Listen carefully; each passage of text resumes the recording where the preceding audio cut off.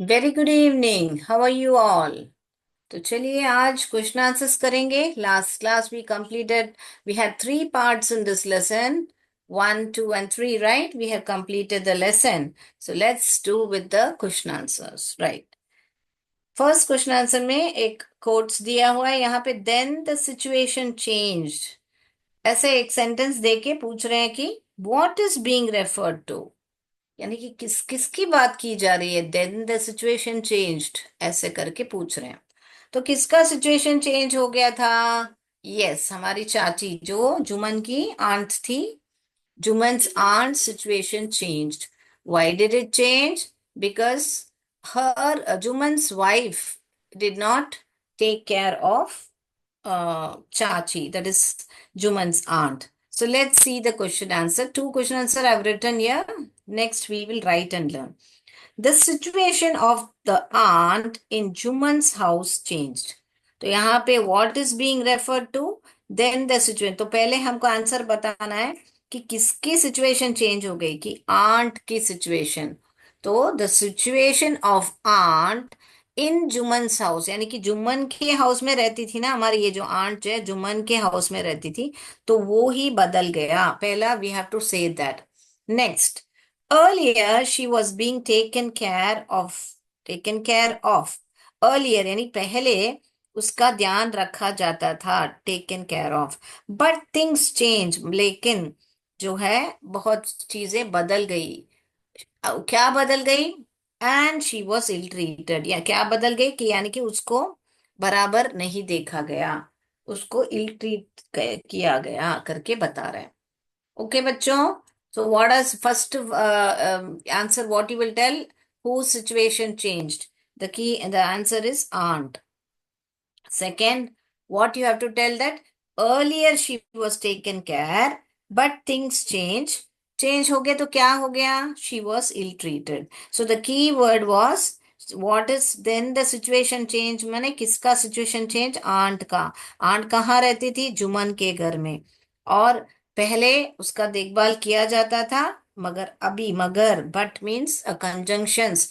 But is a conjunction जो दो sentence को जोड़ता है। लेकिन, मगर, ऐसे करके बताते हैं ना हम हिंदी में, तो उसको ही एंड तो और होता है। तो ये सब कंजंक्शंस हैं, अपने हमने ऑलरेडी पढ़ चुके हैं, हम ग्रामर में हमने देखा था बट एंड सब कैसे कहाँ डालते हैं। And she was ill treated. Okay, right. Second question answer पे जा रहे हैं बेटा। When Juman's aunt realized that she was not welcome in his house, what arrangement did she suggest? तो यहाँ पे शी कौन है? यहाँ पे शी सब क्या है? कौन है? आंट की बात की जा रही है। किसकी बात की जा रही है? आंट, यानी कि किसकी आंट? जुमन की aunt. Okay. So when Juman's aunt realized that she was not welcome in his house, what arrangements did she suggest? So क्या suggest किया? क्या प्रबंध? Arrangement यानी प्रबंध। She suggested that she gets monthly allowance, यानी कि महीने का उसको allowance मिले, पैसा मिले। कहाँ? किससे? जुमन से, from Juman.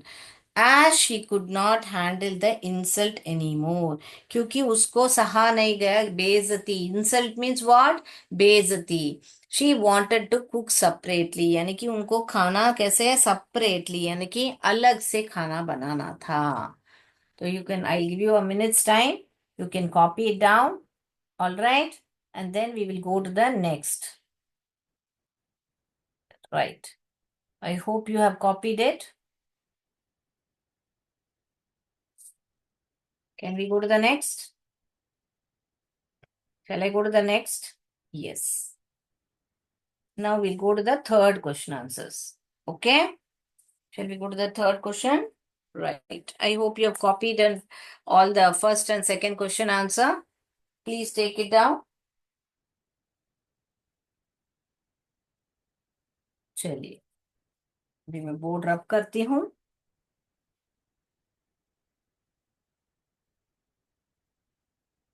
Very good. So if you have listened to the story carefully, we did part by part. So if you have listened to the story carefully, you can write your answers on your own. Yes. So let's go to the third question. Third question क्या है आपके book में? What was the villagers reaction? क्या है? What was the villagers reaction? किस बात के लिए reaction? Let me write this, the third question. What was the villagers reaction when the aunt explained her case to them? यानी कि जब aunt जो है, when aunt went and told everyone that I am facing this problem in Jumman's house, Jumman की जो बीवी है वो बराबर मेरा नहीं ही ध्यान रखती है, all this when she want went and told, what was it, यहाँ पे किसका रिएक्शन पूछे हैं? विलेजर्स का रिएक्शन पूछे पूछते हैं। All right. तो विलेजर्स क्या है? तीन तरीके के रिएक्शन दिया हमने पढ़ा था लेसन में, तो वही हमको लिखने हैं। villagers villagers gave mixed reaction, यानी कि सबने एक तरीके के रिएक्ट नहीं किया, मिक्स्ड रिएक्शन, यानी कि किसने बोला कि सब्र करो, किसी ने बोला कि पंचायत जाओ, ऐसे करके। तो क्या क्या बोला था वही हम पढ़ने वाले हैं। सम सम sympathized with her, sympathize mean सहानुभूति दिखाना बेटा, sympathized with her, some laughed at her, कोई कोई उसके ऊपर हंसा था, at her, और बाकी लोग ने किया, and some others said, क्या बोला? said, some others क्या बोले? said that she should, कि तुमको है ना एडजस्ट करके जाना चाहिए करके ऐसा बताया था ना, she should try to make up with Jumman and his wife, यानी कि मेकअप यहाँ पे क्या है हमारा? जो हम में लिपस्टिक काजल लगाते हैं वो मेकअप है क्या? नहीं नहीं। What is a makeup here? Makeup माने साथ जुड़ के रहने का, झगड़ा नहीं करने का। You have to be makeup माने जस्ट एडजस्ट करना है, ऐसा बोलने के लिए इसको मेकअप बोलते हैं। ये मेकअप हमारा लिपस्टिक और काजल लगाने वाला मेकअप नहीं है। सो फर्स्ट वाला रिएक्शन क्या था? बाकी लोग ने उनको सहानुभूति दिखाई, सो सम sympathized, अदर्स सम लाफ्ड, और दूसरों ने क्या बोला? कि makeup with Jumman and his wife. तो क्या है? सिंपथाइज किया था। कीवर्ड क्या है यहाँ पे? सिंपथाइज्ड। दूसरों ने हंसा, तीसरों ने सलाह दिया कि ट्राई करके, ट्राई यानी कि कोशिश करके तुम साथ में रहने का कोशिश करो। किसके साथ? जुमन और उसकी वाइफ के साथ। Okay, Jumman and his wife. Okay, तो ये ही आंसर है। Sympathise, some laughed, some said try to make up with Jumman and wife. तो ये तीन की पॉइंट्स पढ़ लेंगे तो आपको ये आंसर बहुत बढ़िया से आ जाएगा। All right. So let me go to the next. Shall I go to the next question answer? Any doubt you have in this question answer, please let me know. I'm going to the fourth question. Okay? Right. So fourth one. Why was Juman happy over Algu's nomination. Nomination माने क्या बेटा? जब अलगू को बताया गया कि तुम ही है ना, कि तुम हेड पंच बनोगे, तब जुम्मन क्यों खुश हुआ था करके पूछ रहे हैं। So why was Jumman happy over Algu's nomination as head panch? जब वो हेड पंच बना था, सरपंच बोलते हैं ना हिंदी में हम, जब वो हेड पंच बना था, तब वो जुम्मन क्यों, कौन अलगू हेड पंच बना था, जुम्मन क्यों खुश हो गया था, ऐसे करके पूछ रहे हैं। तो क्या बताना है हमको? जुम्मन क्यों खुश हुआ था? क्योंकि उसको मालूम है कि जुम्मन, अलगू मेरा दोस्त है, मेरे को ही सपोर्ट करेगा, तो वो ही हमको यहाँ लिखना है। Jumman was happy over Algu's nomination. तो ये जो भी है, आपको बुक्स यहाँ से क्वेश्चन से ही लेना है। Jumman was happy over Algu's nomination as head panch. Sir पूरा क्वेश्चन से अभी आपको कारण बताना है। As a head panch because, whenever we give reason what we say, because. Because लिख के फिर अभी आंसर आएगा आपका। बिकॉज अलगू, अलगू कौन था? Algu was his best friend. Algu was his friend and he knew that, उसको मालूम था कि वो, that he would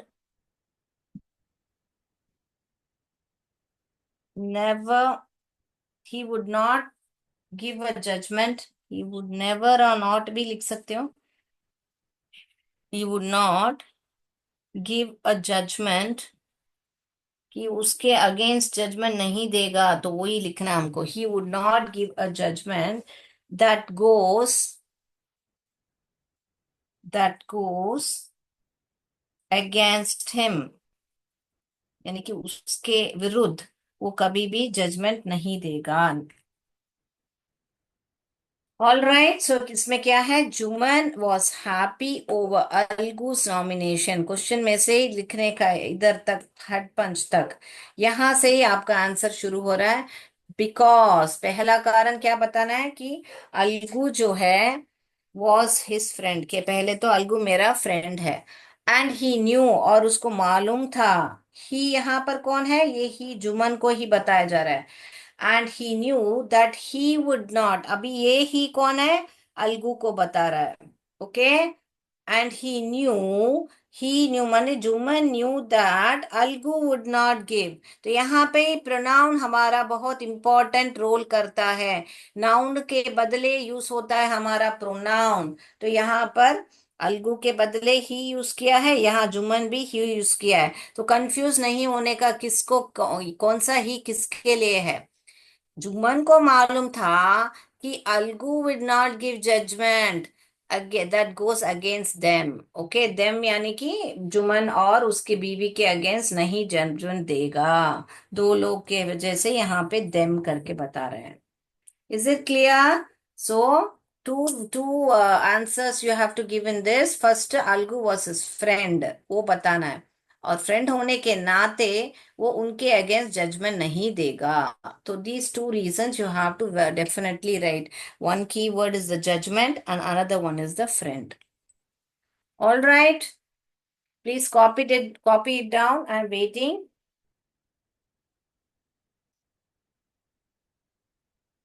Can I go to the next question?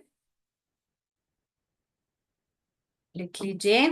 जब मैं लिख रही हूँ साथ साथ लिखिएगा बेटा, you write along with me, so that you don't have to wait, I mean I don't have to wait. All right. So whenever you get a name in between, you will have to write in capital. We have already read proper noun, common noun. जब भी proper noun आएगा तो capital में ही लिखोगे, capital letter में ही लिखोगे।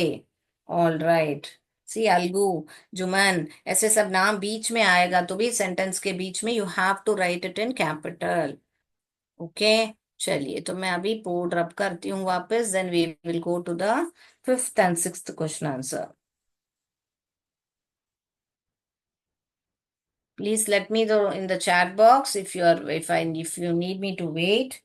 Otherwise, I'll go to the next.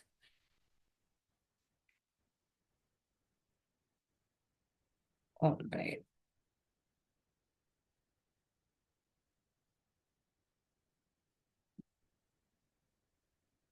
चलिए, then now we'll go to the which question answer? Fifth question answer. We are done with the four question answers. So please write along with me so that you don't miss out anything. Now we are going to the fifth question answer. God lives. You don't have to write the question, it's there in your book itself. God lives in the heart of a punch, of the punch. ये line हम बहुत बार lesson में पढ़ चुके हैं बेटा. The aunt said.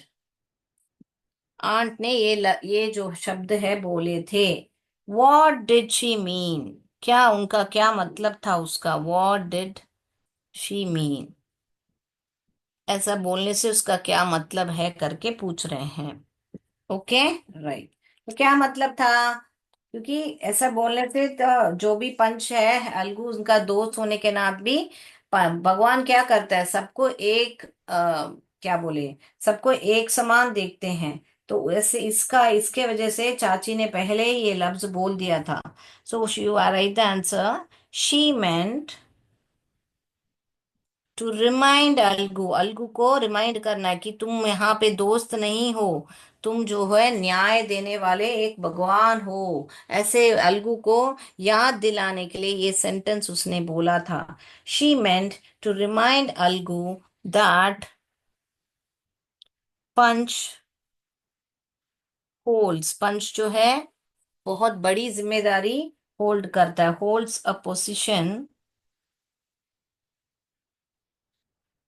Equal to God.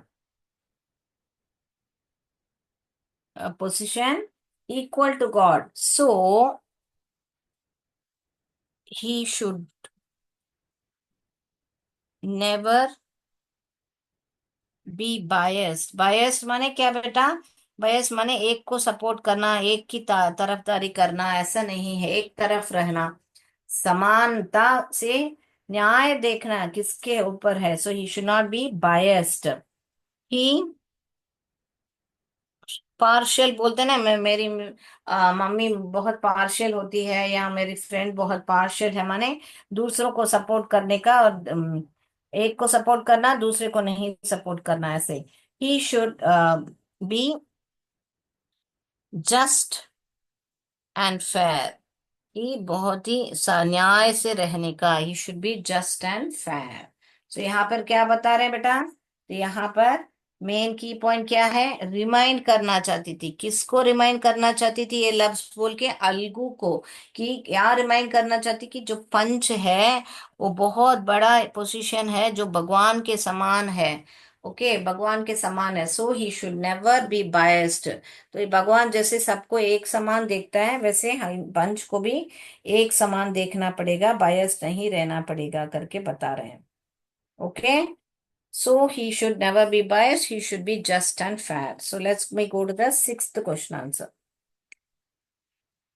Sixth question answer. What was Algu's verdict as head panch. अभी अलगू तो हेड पंच बन गया, तो वर्डिक्ट यानी कि उनका क्या न्याय दिया, उन्होंने क्या बोला था. How did Jumman take it. और जुमन ने उस वर्डिक्ट को कैसे लिया. उसने उस जो ये दिया था, अनाउंस किया था, टेक इट, ऐसे करके बता रहे हैं. तो क्या कैसे लिया था उन्होंने? अलगू गेव. क्या है? Algu gave what? Algu gave what? He gave the judgement. क्या जजमेंट दिया था? चलिए साथ में पढ़ेंगे. Algu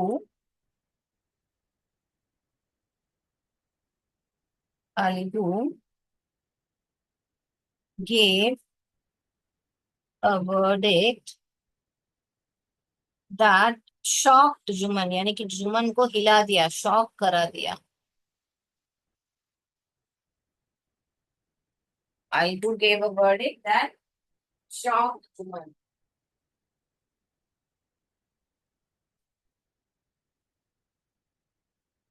Okay?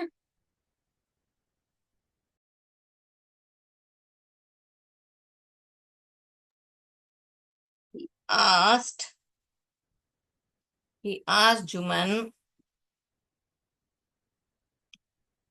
to pay monthly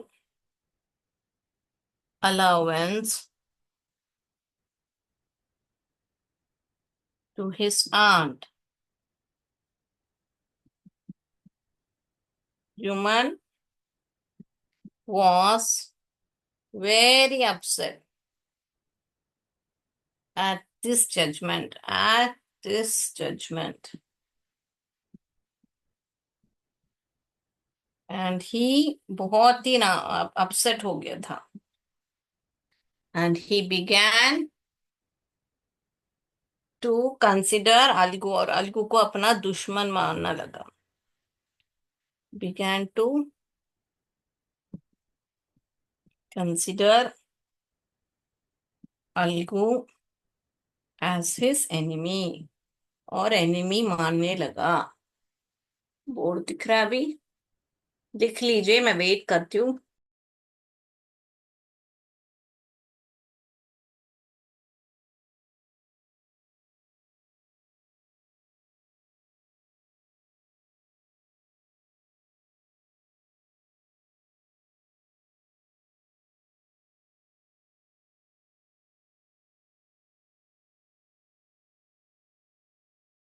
लिख लिया आपने? I am waiting, please copy it down.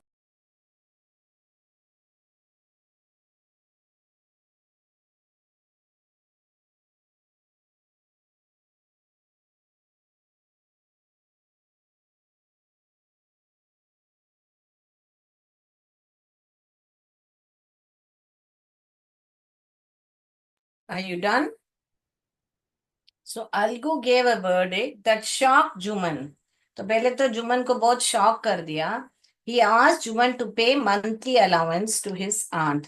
कि जुमन को आंटी को मंथली अलाउंस पे करना पड़ेगा. ऐसे करके बता दिया, मंथली अलाउंस पे करना पड़ेगा. जुमन तो इसलिए बहुत ही नाराज हो गया. तो पहले शॉक हो गया, उसके बाद अपसेट भी हो गया था. अपसेट किस बात का? जजमेंट का. एंड इसके लिए कंसिडर माने मानने लगा. He began to consider Algu as his enemy. Okay, can we go to the next? We have time. We will go to the seventh question answer also. Yes. I hope you have copied it down. So let me come to the seventh question answer.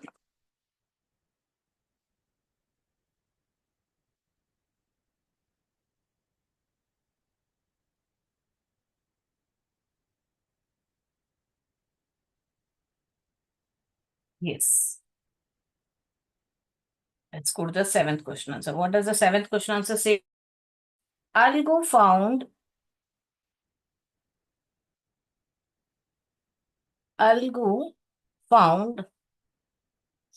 himself in a tight spot.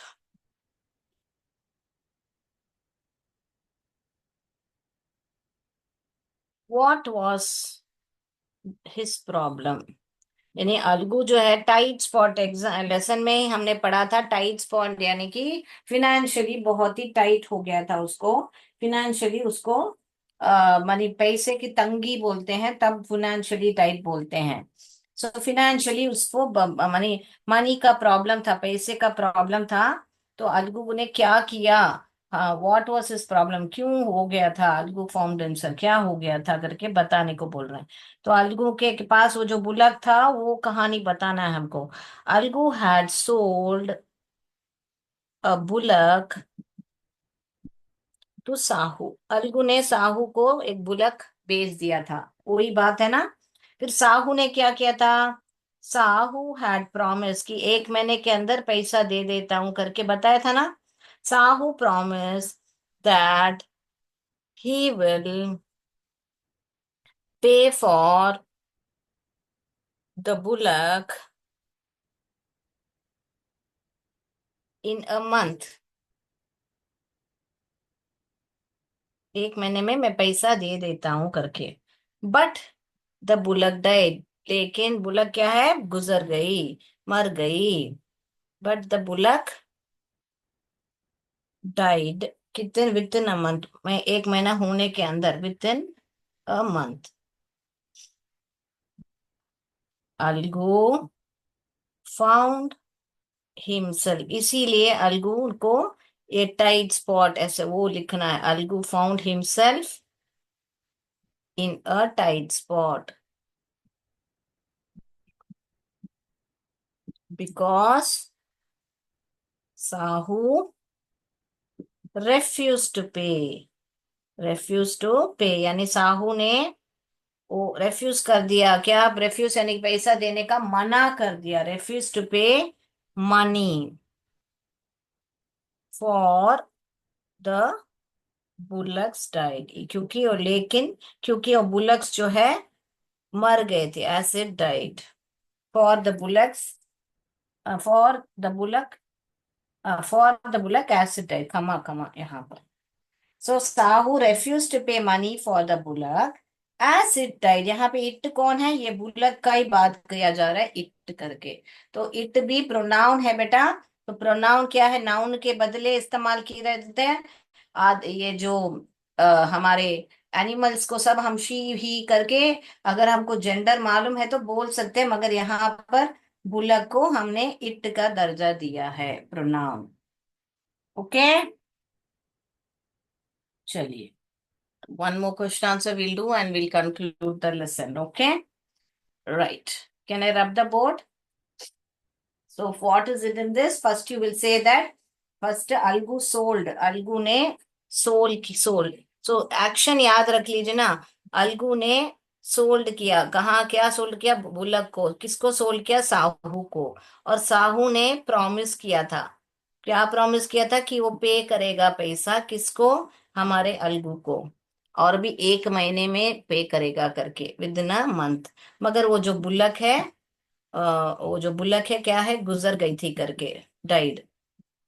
तो ये आपको याद रखने का, इसीलिए ही साहू जो है Tide spot में क्वेश्चन से लिखोगे। और उसने रेफ्यूज कर दिया, ये भी इंपॉर्टेंट वर्ड है, रेफ्यूज कर दिया था पे करने के लिए। All right, so you understood. You have to basically tell a story in this question answer. Very beautiful, small, crisp story जैसा कि अलगू ने साहू से लिया था, आई मीन साहू ने अलगू से बुलक लिया था, वो बुलक मर गई थी। तो इसीलिए साहू ने एक महीने में पैसा देने का बोला था, मगर the bullock died and so he did not refuse to pay. All right, so let's go to the next question answer and then we will conclude. We'll do the eighth question and then we will conclude the session for today. Eighth question answer. Why was Algu upset over Juman's nomination? Algu क्यों अभी उदास हो गया था कि जब जुमन सरपंच बना था, the head panch, as head panch. तो पहले का सवाल क्या है, तो सवाल में नाम बराबर पढ़िएगा, जुमन का पूछा है या अलगू का पूछा है। So why was Algu upset over Jumman's. So आपको आंसर क्या लिखना है बेटा, आंसर लिखना है कि Algu was upset, Algu was upset over Jumman's nomination as head punch। Question से ही लिख रहे हो बेटा, यहाँ से यहाँ तक, ये इधर तक लिखोगे हेड पंच, लिख के फिर बिकॉज, जैसे जैसे उसका लिखा था ना हमने, जुमन का लिखा था ना, सेम यहाँ से आपका आंसर शुरू हो रहा है, बिकॉज ही वॉज सर्टन, कि उसको जरूर, सर्टन यानी कि जरूर मालूम था, that Jumman will take revenge, कि वो मेरा बदला लेगा, क्योंकि मैंने उसको सपोर्ट नहीं किया था ना, तो इसलिए वो मेरा बदला लेगा, will take revenge of the judgment